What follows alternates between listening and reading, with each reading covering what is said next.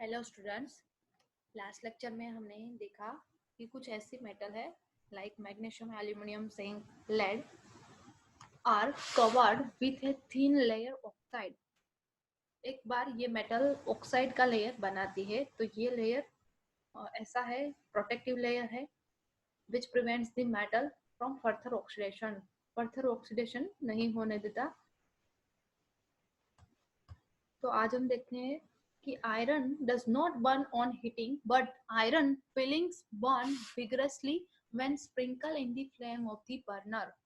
Iron का piece होगा, उसको हम बर्न करेंगे तो वो डायरेक्टली उसकी रिएक्शन डायरेक्ट वो उसको हीटिंग नहीं मिलेगी। But iron filings burn vigorously when sprinkle in the flame of the burner. पर आयरन हम अगर स्प्रिंकल फॉर्म में ले और उसको बर्नर में हीट करेंगे तो डायरेक्टली वो उसका बर्निंग होगा, डायरेक्ट वो बर्न हो सकती है। Copper does not burn, copper भी बर्न नहीं होती, पर अगर हॉट मेटल होगी तो वो क्या करती है, ऑक्साइड का लेयर बना लेती है, कॉपर टू ऑक्साइड बनाती है। Silver and gold do not react with oxygen at even high temperature. Silver और गोल्ड दोनों में से कोई भी ऑक्सीजन के साथ रिएक्शन नहीं करती है अगर टेम्परेचर उसका हम इंक्रीज करते तो भी। नीचे आपको दिया है anodising is a process of forming a thin oxide layer of aluminium. Anodising वो प्रोसेस है जिसमें क्या होता है, थीन ऑक्साइड लेयर बनाता है कौन, एल्यूमिनियम। एनोड पर एल्यूमिनियम रखते हैं और थीन ऑक्साइड लेयर का जनरेशन होता है। Aluminium develops thin oxide layer when exposed to air. जब वो एयर के कांटेक्ट में आता है तब वहां पे लेयर बनता है। This aluminium oxide coat makes it resistant to further corrosion. ये ऑलरेडी एक बार बात हो गई है हमारी कि एल्यूमिनियम ऑक्साइड का लेयर बन जाता है, बाद में फर्दर कोरोजन नहीं होता। The resistance can be improved further by making the oxide layer thicker. During anodizing, a clean aluminum article is made of anode and is electrolyzed with dilute sulfuric acid. जब anodising हम करते हैं तब aluminium article anode के स्थान पर लेते हैं और इलेक्ट्रोलाइट ऐसे इलेक्ट्रोलाइट डाइल्यूट सल्फ्यूरिक एसिड लेते हैं। The oxygen was evolved at anode react with aluminum to make a thicker protective oxide layer. Oxygen gas का इवोल्यूशन होता है एनोड के पास और वहां पे ऑक्सीजन की रिएक्शन एल्यूमिनियम के साथ होती है, थिकर प्रोटेक्टिव ऑक्साइड लेयर बना देता है। This oxide layer are be dyed easily to give aluminum article an attractive finish. अब ये ऑक्साइड लेयर इजीली हम उसको रिमूव कर सकते हैं, कब कोई प्रोसेस करेंगे तब वो रिमूव हो सकता है, और जब उसको कोई उसका कोई फिनिशिंग हमें करना होता है तो वो इजीली कर सकते हैं। तो नेक्स्ट देखते हैं, ये आपकी जानकारी के लिए था। After performing activity 3.9 you must have observed that sodium is the most reactive of the sample of metal are taken here. आपने ये एक्टिविटी परफॉर्म नहीं की है, पर आपको ये याद रखना है कि सोडियम है वो मोस्ट रिएक्टिव मेटल है जितने भी सैंपल लिए थे उसमें से। The reaction of magnesium is less vigorous, implying that it is not as reactive as sodium. ये भी पता है मैग्नीशियम लेस रिएक्टिव है, but burning in oxygen does not help us to decide about the reactivity of zinc, iron, copper और lead. पर oxygen के साथ हम बर्न करते हैं तो वो उससे हम डिसाइड नहीं कर पाते किसकी रिएक्टिविटी ज्यादा है किसकी कम है। यहाँ पे जिंक, आयरन, कॉपर और लेड के बारे में बात करी है। Let us see some more reactions to arrive at conclusion about the order of reactivity of these metals. तो देखते हैं कंक्लूजन क्या है। रिएक्टिविटी 3.10 दी है, देख लेते हैं उसमें क्या करना है और उसका जो आंसर आएगा वो नीचे स्लाइड में दिया होगा। Collect the sample of the same metal as reactivity as activity 3.9। जितनी मेटल्स आपने ली थी 3.9 में इतनी ही लेनी है। Put small pieces of the sample separately in beaker half filled with cold water. उसमें से मेटल्स के स्मॉल स्मॉल पीसेस हमें लेने हैं और बिकर में हमें पुट आउट करना है। Put small piece of sample separately in beaker half filled with cold water. Beaker जिसमें हमने कोल्ड वाटर फिल करा होगा. Which metals reacted with cold water, उसमें से कौन सी ऐसी मेटल होगी जिसकी रिएक्शन कोल्ड वाटर के साथ होती है. Arrange them in the increasing order of their reactivity with cold water, और उसको उसकी अरेंजमेंट करनी है हमें इंक्रीजिंग ऑर्डर में, किसकी रिएक्टिविटी ज्यादा है किसकी कम है. Did any metal produce fire on water, कौन सी ऐसी मेटल है जो फायर प्रोड्यूस करेगी जब वाटर के साथ रिएक्शन करेगी तब. Does any metal start floating after some time, कोई मेटल ऐसी है जिसका फ्लोएशन होता है.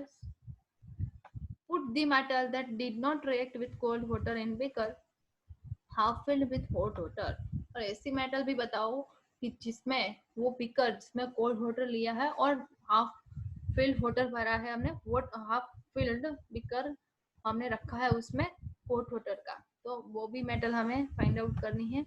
For the metal that did not react with hot water, arrange the apparatus as shown in 3.3 figure दी है आपको. Observe their reactions with steam, और ऐसी मेटल आपको फाइंड आउट करनी है कि जिसकी रिएक्शन हॉट वाटर के साथ नहीं होती है, और फिगर दी है आपको उस तरह से आपको अरेंजमेंट करनी है, वहां पे मेटल रखनी है और उसमें से स्टीम पास करनी है.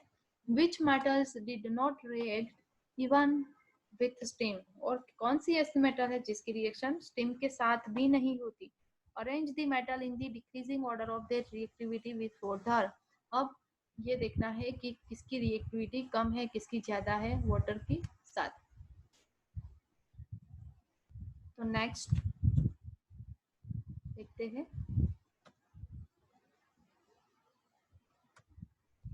ये वाली फिगर में आपको यहाँ पे दिया है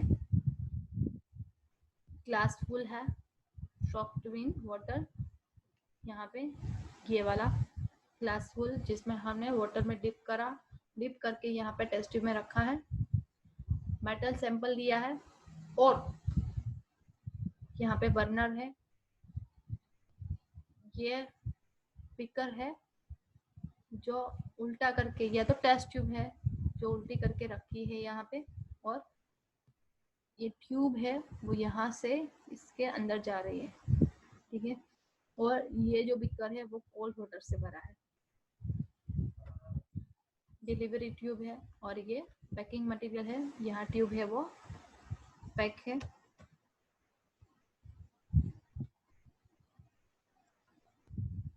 ओके, तो इसमें हमें नंबर ऑफ मेटल्स रखकर, मेटल की स्प्रिंकल रखकर स्टीम पास करनी है. बर्न करेंगे तो ये इसमें जो वाटर होगा ग्लास फुल में वाटर होगा, वो उसमें से इवापोरेशन होगा वाटर का, और स्टीम बनकर वो मेटल पर जाएगा और मेटल की रिएक्शन होगी. तो जब मेटल की रिएक्शन स्टीम के साथ होती है तब कोई मेटल ऐसी होती है जिसमें हाइड्रोजन गैस का इवोल्यूशन होता है, कोई मेटल ऐसी है कि जिसमें हाइड्रोजन गैस का इवोल्यूशन होता है पर कम होता है, किसी में ज्यादा होता है क्या, या तो किसी में नहीं होता है. तो वो हमें देखना है इस रिएक्टिविटी, या तो इस फिगर के थ्रू, हम इस प्रैक्टिकल के थ्रू देखेंगे. तो आपको ये डिस्क्रिप्शन दिया है, हम देखेंगे 2-3 स्लाइड है इसकी.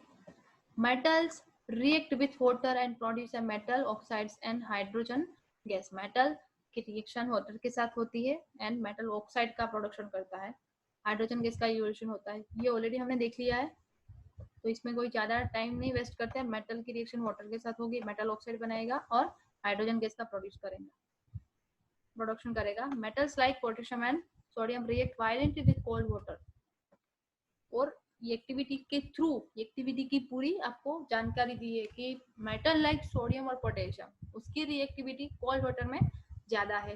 इन केस ऑफ सोडियम और potassium the reaction is so violent and exothermic that the evolved hydrogen immediately catch fire. Sodium और पोटेशियम इतनी ज्यादा रिएक्टिव है, वायलेंटली रिएक्ट करता है किसके साथ, वाटर के साथ, और रिएक्शन एक्सोथर्मिक रिएक्शन है, लार्ज अमाउंट में हीट का प्रोडक्शन होता है. That the evolve hydrogen gas immediately catch fire, और इसमें से हाइड्रोजन गैस का प्रोडक्शन होता है वो इमीडिएटली फायर को कैच कर लेगा, क्योंकि हाइड्रोजन का कॉन्सेंट्रेशन इतना ज्यादा होगा। तो आप वहां पे बर्नर रखोगे तो डायरेक्ट पता चलेगा कि वो फायर को कैच कर लेता है। पोटेशियम है, वाटर के साथ रिएक्शन करवाई है तो उसमें से 2 मोल ऑफ पोटेशियम हाइड्रोक्साइड मिला और हाइड्रोजन गैस का इवोल्यूशन हुआ, साथ में हीट एनर्जी मिली। सोडियम की सेम रिएक्शन वाटर के साथ हुई है, कोल्ड वाटर के साथ। NaOH मिला, इसमें से हाइड्रोक्साइड मिला, हाइड्रोजन गैस का इवोल्यूशन हुआ और हीट एनर्जी मिली। सेम यहाँ पे आपको कैल्शियम की रिएक्शन बताई है, पर कैल्शियम जब वाटर के साथ रिएक्शन करती है तब उसमें से कैल्शियम हाइड्रोक्साइड बनता है एक्वियस फॉर्म में और हाइड्रोजन गैस का इवोल्यूशन करता है। पर ये हाइड्रोजन इतना कॉन्सेंट्रेटेड फॉर्म नहीं होगा, इतना रिएक्टिव नहीं होगा कि वो डायरेक्टली फायर को कैच कर लेगा। इसलिए कैल्शियम के केस में हाइड्रोजन गैस का इवोल्यूशन होता है, वो फायर को कैच नहीं करता। ये डिस्कशन हमने सेकंड लेक्चर में कर लिया है, तो ज़्यादा डीप में नहीं जाते। The reaction of calcium with water is less violent. The heat evolve. The hydrogen gas evolution is not catch a fire. अब बात करते हैं calcium. Calcium start floating because the bubbles of hydrogen gas formed stick to the surface of the metal. Calcium है उसका फ्लोएशन start होता है। कब, किसकी बात कर रही हूँ? जो फिगर मैंने बताई थी उसकी बात है कि कैल्शियम में फ्लोएशन होता है, फ्लोटिंग होता है जब उसमें से हाइड्रोजन गैस उसमें से निकल रहा होगा, स्टीम के साथ रिएक्शन होगी और उसमें से हाइड्रोजन गैस निकलेगा, sticks to the surface of the metal. जब सरफेस मेटल की सरफेस को टच करके उसके साथ रिएक्शन करके निकलेगा तब उसका फ्लोएशन होता है। फ्लोटिंग मेटल फ्लोएशन में आ जाती है, फ्लोएशन स्टेट में आ जाती है, लिक्विड स्टेट में। Magnesium does not react with cold water. Magnesium की रिएक्शन कोल्ड वाटर के साथ नहीं होती, it react with hot water to form magnesium hydroxide. इसकी रिएक्शन हॉट वाटर के साथ होती है और बनाती है मैग्नीशियम हाइड्रोक्साइड। ये वाली रिएक्शन हमने देख ली है, मैग्नीशियम हाइड्रोक्साइड बनता है और हाइड्रोजन गैस का इवोल्यूशन होता है। It also start floating due to the bubbles of hydrogen gas sticking to the its surface। अब इसका भी फ्लोटिंग होता है सेम वे जब जैसे कैल्शियम का होता है, जब हाइड्रोजन बबल फॉर्म में आता है, हाइड्रोजन गैस का इवोल्यूशन होता है। Metal like aluminium, iron, zinc do not react either in cold और हॉट वाटर। ये 3 मेटल दिए हैं, एल्यूमिनियम, आयरन, जिंक। ये कोल्ड या तो वाटर के साथ रिएक्शन नहीं करती, but they react with steam to form the metal oxide and hydrogen. अब ये बात कर रहे हैं हम फिगर की। जो फिगर में ग्लास फुल दिया था, ग्लास फुल पानी वाला था, उसको हीट करेंगे तब उसमें से स्टीम जनरेट होगी और उसके बाद हमने रखी थी मेटल स्प्रिंकल फॉर्म में, तो वो स्टीम जाएगी मेटल के पास और मेटल के साथ रिएक्शन करेगी। जो स्टीम होगी वो वाटर है, गैसियस फॉर्म में वाटर होगा। वो आपको पता है जब इवापोरेशन करते हैं वेपराइज फॉर्म में वाटर आता है, तो वो स्टीम वेपर फॉर्म में वाटर होता है, वही होता है। और यहाँ पे आपको एग्जांपल दिया है एल्यूमिनियम, 2 मोल एल्यूमिनियम की रिएक्शन हुई है 3 मोल वाटर के साथ, तो ये रेशियो जारी रहेगा रिएक्शन में कि 2 मोल एल्यूमिनियम होगा और 3 मोल वाटर गैस या तो वाटर वेपर होगी, उसकी रिएक्शन होगी, तो इसमें हमें मिलेगा Al2O3 एल्यूमिनियम ऑक्साइड और साथ में हाइड्रोजन गैस का इवोल्यूशन होगा। साथ में आयरन दिया है, आयरन की रिएक्शन करवाई है, आयरन भी स्प्रिंकल फॉर्म में ली है। जब उसमें से स्टीम पास करेंगे 4 मोल ऑफ वाटर मॉलिक्यूल की रिएक्शन होगी 3 मोल ऑफ आयरन के साथ, यहाँ पे हमें मिलेगा फेरिक ऑक्साइड और साथ में हाइड्रोजन गैस का इवोल्यूशन होता है। Metals such as lead, copper, silver, gold do not react with water at all. ये 4 मेटल है, उसकी रिएक्शन वाटर के साथ कभी नहीं होगी। और ये जो 2 मेटल आपको दी है, वाटर वेपर के साथ रिएक्शन होती है, स्टीम के साथ रिएक्शन होती है, तो ये आपको बताना है। क्वेश्चन आ सकता है 2 मार्क में भी कौन सी मेटल ऐसी है जिसकी रिएक्शन स्टीम के साथ होती है, तो इसका एग्जांपल दो। तो आपको एक्सप्लेन करना है, फिगर ड्रॉ करनी है, 4 मार्क में भी आ सकता है। और कौन सी ऐसी मेटल है जिसकी रिएक्शन वाटर वेपर के साथ नहीं होती, तो आपको वो मेटल का एग्जांपल देना है, ये तो रिएक्शन लिखनी है और जो फिगर दी है वो ड्रॉ करनी है।